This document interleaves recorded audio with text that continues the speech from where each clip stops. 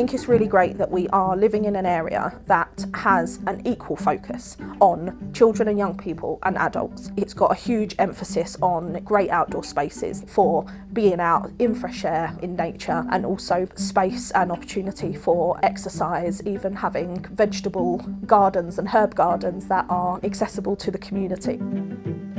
The Edible Ebbsfleet project is essentially a series of community gardens and spaces where people can plant, grow, harvest and eat food so that food is accessible in a healthy and nutritious and holistic way. Today I am planting some onions and potatoes. It's a good thing to do because people are cutting trees down. It's not good for wildlife.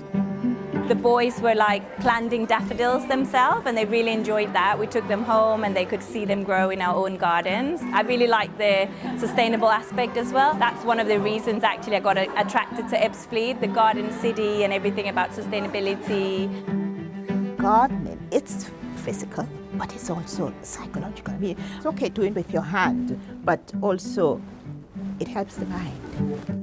Mental health, you've got to look after it because you don't know what's going to happen. I moved away from my family to move here as housing was a lot more affordable. I think during lockdown I realised that I was quite isolated, as a lot of people were, but I lived alone as well. So getting out and seeing what was nearby to my home was something really important. I think it was my husband who introduced me to Better Points. You set it to follow your steps and you get points. I save up my points and you can either use them to switch out for some vouchers or you can donate to a charity. Homework Heroes came about just after COVID really. We try and get them learning through fun rather than making it feel like school.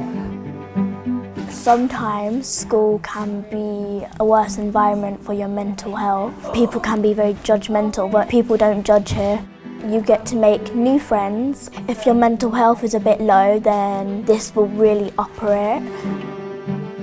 Last year we ran a mental health project called Dancing Dolphin. It was under the Creative Health Initiative, changing the stereotype of when people think of mental health, communicating through movement, not through voice.